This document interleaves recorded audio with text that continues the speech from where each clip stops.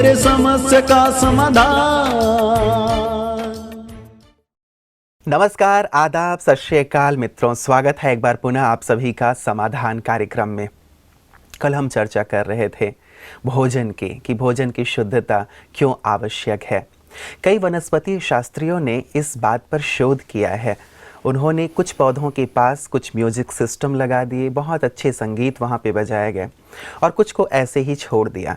और कुछ मास के बाद जब उन्होंने देखा तो ये पाया कि जहाँ सुंदर संगीत चल रहा था उनकी वृद्धि बहुत अच्छी हुई, लेकिन जहाँ कोई संगीत नहीं था वहाँ पे उनकी जो गति थी, वृद्धि थी, वो बिल्कुल ही नॉर्मल थी। उन्होंने इस बात को प्रूव किया कि वनस्पति भी हमारे वाइब्रेशंस को कैच करते हैं। कई बार तो उन्होंने संकल्पों के ऊपर भी प्रयोग किया और ये पाया कि जहाँ पे अच्छे विचार दिए जा रहे हों वहाँ पे वृद्धि अच्छी होती है और जहाँ बुरे विचार किए जा रहे हों वो या तो सड़ जाते हैं या उनकी वृद्धि नहीं होती है। तो जब हम अन्न की बात करते हैं तो वास्तव में हमारे मन के विचार बहुत ज़्यादा महत्व रखते हैं कि किन विचारों में ये भोजन बनाया जा रहा है। शायद यही कारण है कि कल भ्राता जी हमारे साथ बहुत गहराई से इस बात की चर्चा कर रहे थे कि अन्न बहुत शुद्ध होना चाहिए, जो वास्तव में आध्यात्म के मार्ग पर चलते हैं और मेडिटेशन करते हैं उनके लिए। आइए इस चर्चा को आगे बढ़ाते हैं और स्वागत करते हैं आदरणीय भ्राता जी का।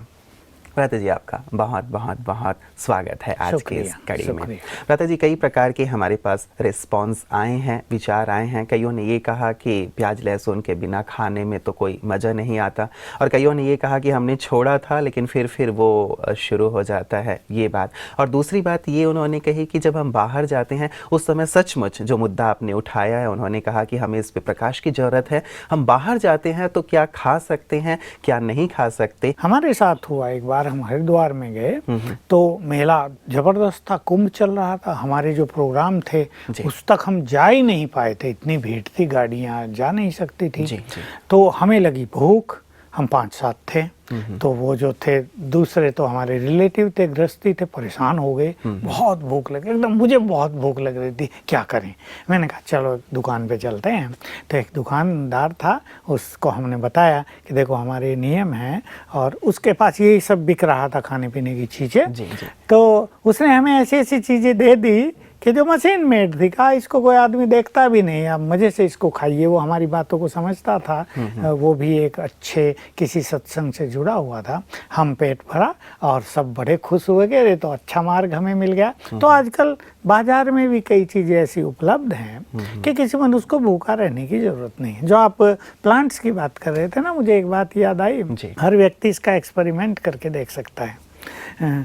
एक अच्छे व्यक्ति के घर में एक तुलसी का पौधा लगा दिया जाए, और अभी अपने को कोई पापी तो समझेगा नहीं, पर एक ऐसा व्यक्ति जिसके घर में लड़ाई झगड़ा होता हो, थोड़ी अशांति रहती हो, उसके घर में बाहर लगाए, कोई ऐसे बाहर वाला लगाए, दूसरा थर्ड पर्सन लगाए, दोनों को समान रूप से पानी आदि दे, सब कुछ दे, खाद जो भी डालनी, और फिर देखे दोनों की ग्रोथ में क्या अंतर होता है। वाइब्रेशंस का एक बहुत अच्छा एग्जाम्पल मेरे पास है। तब तक हमारी ये ग्रामीण विकास सेवा का जो जोरदार प्रोग्राम है नहीं शुरू हुआ था, तो हम स्पार्क के अपने माध्यम से ये सब करते थे। और मेरे पास क्योंकि सब्जेक्ट था पावर ऑफ थॉट का, आपको याद हो, तो हमने ये शुरू कराया था कि फसलों पर इसके प्रयोग कैसे किए जाए। तो एक किसान ने बड़ा अच्छा किया, ये बहुत ही सुंदर ये प्रयोग था, इसके एक्सपीरियंस, इसका रिजल्ट कितना वंडरफुल था वो आप सुने। तो उसके घर में ही एक जामुन का पेड़ था।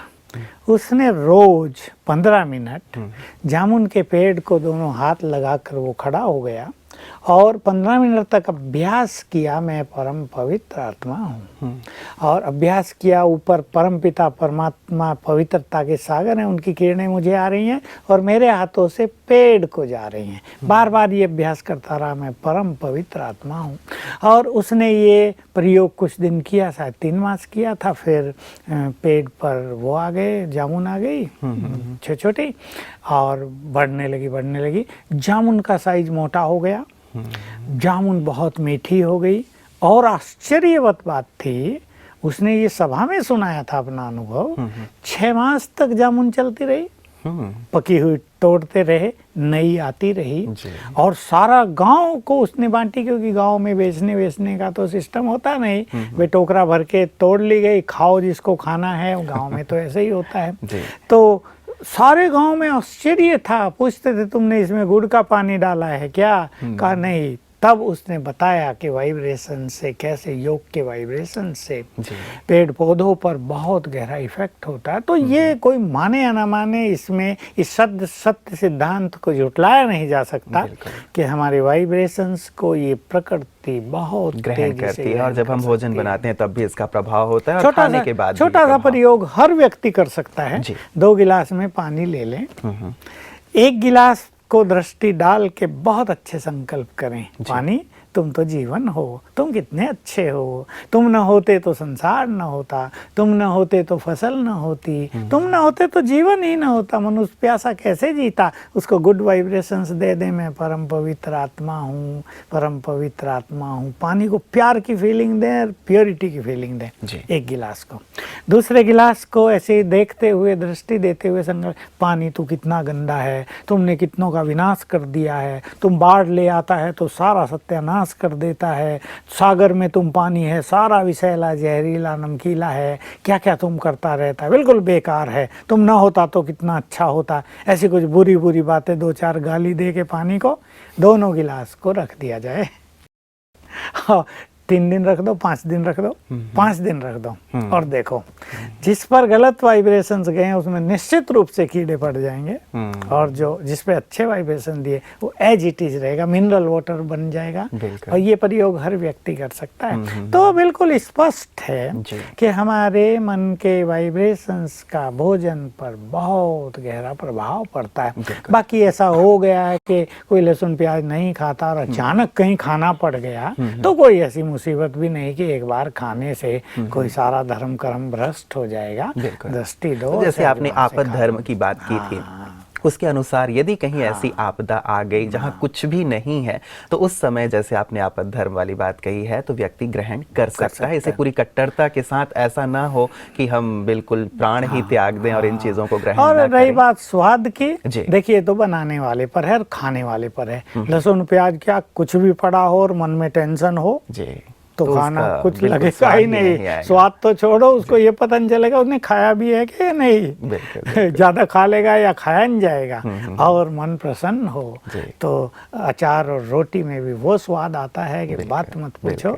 इसलिए मन में यदि स्वाद है तो भोजन में स्वाद होगा। अब एक बात भ्राता जी, जो हमारे कुछ और भाइयों ने पूछा है वो ये कि कईयों में ये रहता है भ्रम, तो क्या कहें, ये सत्य ही है कि हम ब्रह्मा कुमारीज में जाएंगे तो हमें मांसाहार छोड़ना पड़ेगा, बीड़ी, सिगरेट, तंबाकू, शराब, ये सारी चीज़ें छोड़नी पड़ेगी जिस चीज़ का हम अभी आनंद ले रहे हैं। तो कई बार ये चीज़ भी व्यक्ति को यहाँ आने से, इस आध्यात्मिक विद्यालय में आने से रोक देती है। उनके लिए क्या कहेंगे? क्या वो ये लेते हुए भी क्या ब्रह्मा कुमारी में नहीं आ सकते? आज ही एक फ़ोन कॉल मेरे पास आया, किसी माँ के 2 बच्चे, दोनों युवक, कहा शराब पीने लगे हैं बहुत ज़्यादा, दोनों को डायबिटीज़ भी है। तो मैंने कहा है टेंशन बहुत रहती है क्या? कि हाँ बस कामकाज में बहुत टेंशन जो आई तो शराब की आदत लग गई, और अब ऐसी आदत लग गई कि छूटती नहीं। अब उन्हें बता दिया गया है कि डायबिटीज से शरीर के अंग वैसे ही वीक पड़ जाते हैं, ऊपर से शराब। किसी ने बता दिया ये 5-7 साल में तुम्हारे दोनों बच्चे जाएंगे। अब माँ का हाई ब्लड प्रेशर हो गया ये सुन के, और सत्य है। तो देखिए ये जो व्यसन है ये जीवन को बर्बाद कर रहे हैं ना, सब देख रहे हैं, इससे सब कुछ नष्ट हो रहा है। शराब पीने की आदत लोगों को इतनी पड़ गई, वो सोचते हैं टेंशन बहुत है, शराब पी लो, सो जाओ, थोड़ा रिलैक्स हो जाएंगे, लेकिन उससे ब्रेन वीक होता जाएगा और छोटी छोटी बात डबल टेंशन देगी, फिर डबल एक आम मानसिकता हो गई है भ्राता जी, आपको बीच में रोक रहा हूँ क्षमा लेते हुए, कि एक आम मानसिकता ये कि चलो यदि मेरी 60 साल की उम्र है तो कोई बात नहीं, मैं 55 में ही चला जाऊंगा, 50 में चला जाऊंगा, लेकिन एंजॉय तो करके जाऊंगा। तो ये मानसिकता, लेकिन जो पीछे वाले उनका एंजॉयमेंट तो खत्म हो जाएगा ना, उसके बच्चे रोते रहेंगे, पत्नी जीवन भर आंसू बहाएगी, और अगर माँ जिंदा है वो तो पागल ही हो जाएगी कि मेरे बच्चे चले गए। तो देखिए जो बुरी चीज़ हैं वो तो बुरी हैं, हमें कुछ चीज़ों को सच्चे मन से बुरा मानना ही पड़ेगा, ये हमारी विवेकशीलता है। शराब कोई सब पीने लगे, अब मान लो एक बाप शराब पी रहा है, ये भी एक सच्ची कहानी है, उसका बेटे ने देखा बाप तो शराब पीता है, मानता नहीं है, वो बोतल ले गया बाप के पास सामने और उसके सामने पी। वो उसको रोकने लगा, तुम न पियो, तुम क्यों ना पीऊं, आप जो पीते हो, आप हमारे अच्छी चीज होगी तभी तो आप पी रहे हो, तभी तो पी रहे, हम क्यों ना पिए। तब उसको समझ में आई कि सचमुच अच्छी नहीं है। तो देखिए जो रोज पी रहा है वो अपने बच्चों को पीना नहीं देना चाहता। कहीं कहीं आजकल ऐसा भी हो गया, कल्चर ऐसी हो गई कि सब इकट्ठे बैठ के पीते हैं, पत्नी पीती है तो बच्चे, लेकिन ये केवल मेट्रोज में होगा भ्राता जी, हमारी भारतीय और संस्कृति जो तो इस चीज को इजाजत नहीं आजकल देते। थोड़े ज्यादा सभ्य लोग जो कहलाए जाते हैं ना, रॉयल, मैं तो कहूँगा बिल्कुल अनरॉयल हैं, राक्षसी प्रवृत्ति वाले हैं, उनके यहाँ हो गए। तो ये बुरी चीज है।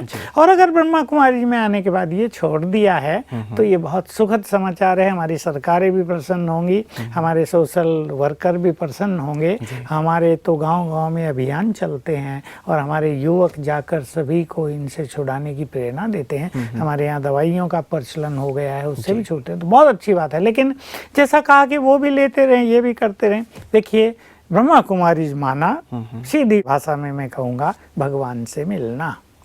ब्रह्मा कुमारी के डिसिप्लिन्स पर चलना माना आत्मशुद्धि करना, जीवन को सुख शांति से भरपूर करना।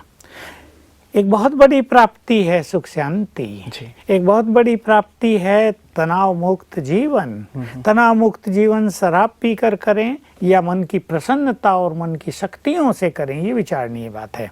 शराब पी के जो तनाव मुक्त मनुष्य होगा वो थोड़े समय के लिए होगा, अगले दिन जब सवेरे जगेगा तो तनाव 1.5 गुना बढ़ा होगा, ब्रेन की शक्ति कमजोर होगी और जो नई बात आज सामने आएंगी जो तनाव देती हैं उससे तनाव डबल होगा, फिर मनुष्य डबल शराब पिएगा और इस तरह जीवन को नष्ट करेंगे। लेकिन ब्रह्मा कुमारी में आने के बाद, ज्ञान योग सीखने के बाद मनोबल इतना बढ़ेगा, बुद्धि की स्वच्छता इतनी बढ़ेगी, हमारे अंदर छुपा हुआ देवत्व इतना बढ़ेगा कि हम स्वतः ही टेंशन को मैनेज कर पाएंगे और जीवन खुशहाली से भरेगा और शराब से तो बदबू आएगी। लेकिन भ्राता जी आजकल लोगों का मानना ये है कि ये तमाम चीज़ें, चाहे ये बीड़ी है, सिगरेट है, तंबाकू है या फिर शराब है, मांसाहार है, ये हमें आनंद देता है, ये हमें सुकून देता है, ये हमें सुख देता है, हम उसके लिए ले रहे हैं। यदि हम इन चीज़ों को छोड़ देंगे तो हम जैसे उस सुख से वंचित हो जाएंगे। तो क्या ब्रह्मा कुमारीज में इससे कहीं ज्यादा बड़ा आनंद और सुख है जो इसे छोड़ा जाए? देखिए आनंद शब्द जोड़ा गया है वो गलत है। आनंद एक स्पिरिचुअल शब्द है। परम आनंद स्पिरिचुअलिज्म की टॉप मोस्ट स्थिति है। जब एक योगी, एक साधक अपने मन को शांत करता हुआ, सुंदर विचारों से उसको भरपूर करता हुआ परमात्म स्वरूप में स्थित हो जाता है लंबे काल के लिए, आत्म स्वरूप में स्थित हो जाता है लंबे काल के लिए, वो जो अनुभूति होती है जिसमें सुख भी समाया होता है, खुशी भी समाई है, पवित्रता समाई है, ईश्वरीय खुमारी समाई है, इन सब को मिलाकर जो अनुभूति है उसको कहते हैं परम आनंद, जिसमें मनुष्य के संकल्प स्वतः ही शांत हो जाते हैं, उसे संसार की किसी चीज़ की इच्छा नहीं रहती और ये व्यसन तो स्वतः ही उससे कोसों दूर चले जाते हैं। तो ब्रह्मा कुमारी में जो लोग बहुत अच्छी योग साधना करते हैं, सबकी बात नहीं, कई तो जुड़ते हैं, संघर्षों में रहते हैं, जिनका मेडिटेशन होता नहीं या वो करते नहीं, उनकी बात नहीं, जो बहुत अच्छी साधना कर रहे हैं, ऐसे हमारे यहाँ लाखों नहीं तो कई हजार लोग हैं, कई हजार, और ऐसे अच्छे हजारों साधक जो अपने जीवन को पवित्र बना रहे हैं, इस परम आनंद को अनुभव कर रहे हैं।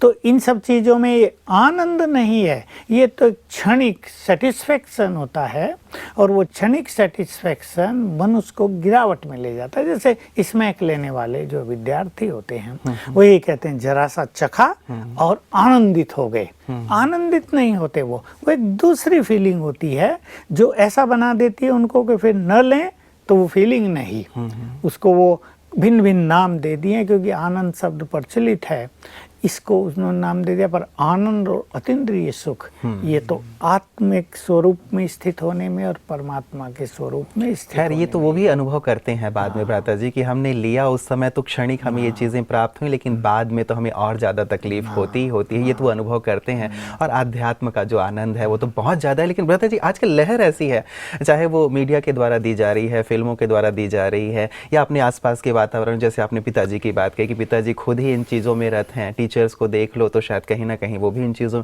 तो जहाँ कहीं भी ये सब चीज़ें देख रहा है व्यक्ति, तो आज का जो युवा वर्ग है, आने वाली पीढ़ी है, वो भी सोचता है कि अच्छी चीज़ ही होगी, इसीलिए तो सभी ले रहे हैं। तो बिल्कुल, वो तो एक प्रेस्टीज इशू बन जाता है। दोस्त सामने खड़े हैं हायर एजुकेशन के लिए, एक ये सब कर रहा है, एक नहीं ले रहा, तो उसको इन्फीरियरिटी कॉम्प्लेक्स होगी। वो भी कहेंगे तुम भी क्या आदमी है, क्या सन्यासी बन गया, क्या कर लिया ये अभी से तुमने, तुम भी लो। और वो सोचेगा मैं तो अलग थलग पड़ गया हूँ, इसलिए पीने में ही भलाई है, और इस तरह वो व्यसनों के अधीन हो जाता है। लेकिन इसमें कोई सच्चा सुख नहीं। मुझे कईयों के अनुभव हैं। कोटा में स्मैक का शिकार हो गया विद्यार्थी, माँ बाप ने उसकी सारी पढ़ाई कोचिंग वोचिंग छुड़ा के उसे घर ले गए।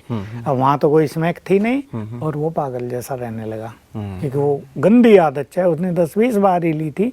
वो ऐसी हो गई कि बिल्कुल उसके बिना वो डेड और पागल, और लोग उसके चेहरे को देखे इसको क्या हो गया है। मुश्किल से डॉक्टर्स ने उसको नॉर्मल किया। अब उसकी पढ़ाई भी छुड़ा दी गई, कहा अब खेती में लग जाओ, हल चलाओ, इधर से कहीं जाना नहीं है, नहीं तो तुम्हें खत्म कर देंगे। तो जीवन बर्बाद हो गया ना। कहाँ वो इंजीनियर बनने वाला था, कहाँ मजदूरों जैसा काम करने लगा। तो इन चीजों को समझदारी से बिल्कुल, लेकिन इसी चीज को समझ नहीं पाता है व्यक्ति। जैसे मैंने कहा ना व्रता जी की एक लहर ही चल रही है, तो हर एक सोचता है कि चलो अच्छी चीज ही होगी, अच्छा नहीं भी होगी तो भी एक ट्रेंड जैसे आपने कहा बन गया है, तो वो व्यक्ति उस चीज को लेता है, एक आदत सी बन जाती है। बस अभी हमें जरूरत इस चीज की है कि हम अच्छाइयों की लहर चालू करें। जी, मैं वही आ रहा था व्रता जी, क्योंकि अच्छी बातें हैं वो लोगों तक शायद नहीं पहुंच नहीं रही। लेकिन हम ऐसा मानते हैं कोई भी क्रांति जब प्रारंभ होती है थोड़े से लोगों से होती है, एक छोटा सा समूह होता है। कभी कभी तो मनुष्य अकेला ही चला करता है, फिर एक साथी मिलता है, फिर 4 मिलते हैं, फिर 5 मिलते हैं, फिर एक समूह बनता है,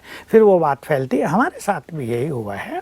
हमारे पास केवल 400 भाई बहनें थे जब कार्य शुरू हुआ। 400 से 4000 हुए, 4000 से 40,000 हुए, 40,000 से 4 लाख हुए, फिर 40 लाख हुए, अब संख्या बढ़ती जा रही। तो अच्छे लोग, देखिए 100 गंदे लोग हों और एक अच्छा व्यक्ति 100 पर हावी होगा। बदबू हो, एक अगरबत्ती उस बदबू पे हावी हो जाएगी। इसलिए अच्छे लोग जरूर नहीं करोड़ों ही होंगे वो, या पद्मों हो जाए, अरबों हो जाएंगे। अच्छे लोग यदि एक अच्छी संख्या में, माना अगर हमारे देश की जनसंख्या इस समय अगर 1 अरब 30 करोड़ है, तो उसमें से अगर 1 करोड़ भी, 130 करोड़ में से 1 करोड़ अच्छे लोग बन जाते हैं, तो वो जबरदस्त क्रांति बाकी सब पर हावी हो जाएगी, 129 करोड़ पर।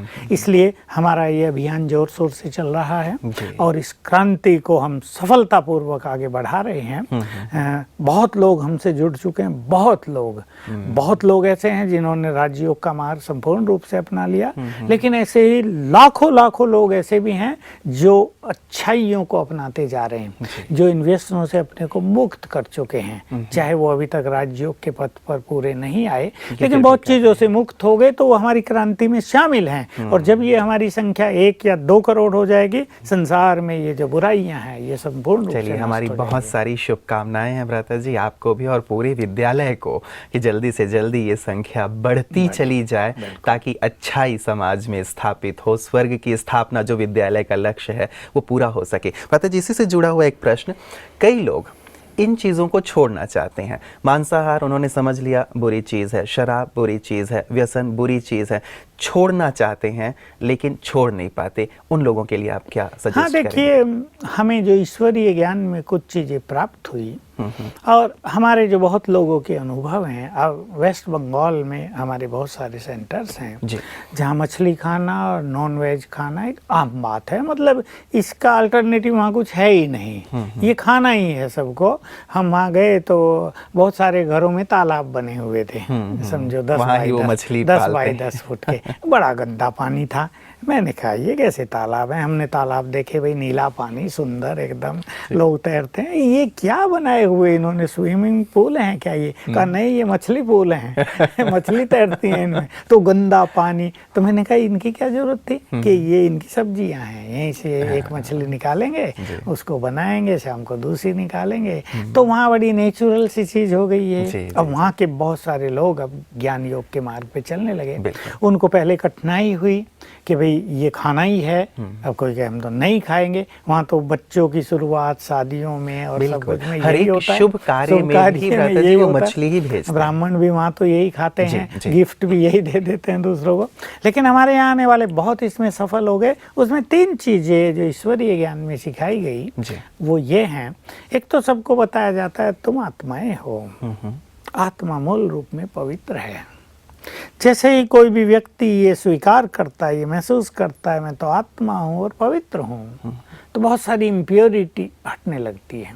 दूसरा, हमें बताया जाता है कि सतयुग त्रेता युग में तुम देवता थे, लंबा काल तुमने देव रूप में व्यतीत किया है, तब तुम बिल्कुल सात्विक सतोप्रधान, ये नॉन वेज शब्द ही नहीं था, ये खाना पीना गंदा है था ही नहीं वहाँ। जैसे ही किसी मनुष्य को ये स्मृति आती है उसका देवत्व जगने लगता है जी। और तीसरी चीज जो दोनों से पावरफुल है कि तुम भगवान की संतान हो, वो परम पवित्र है, उसका आदेश है बी प्योर, सात्विक हो जाओ।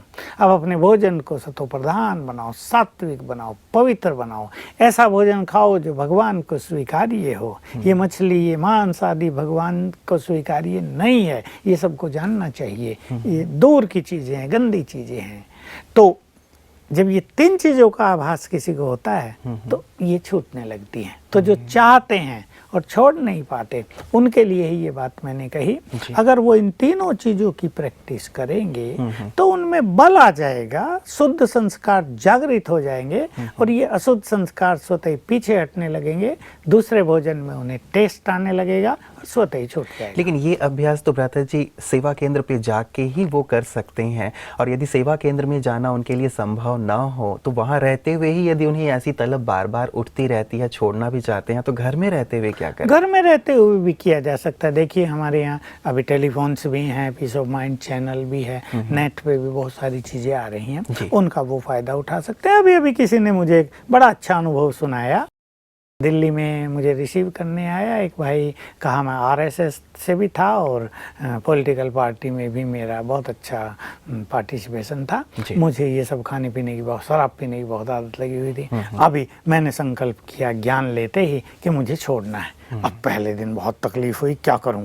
मैंने चाय पी कड़क बना के पहले तो, फिर थोड़ी इलायची मुंह में डाली, फिर भी मुझे परेशानी होती रही। मैं इधर उधर घूमता रहा, पर संकल्प था मुझे पीना ही नहीं है, छोड़ देना है। फिर धीरे धीरे वो शांत हो गया।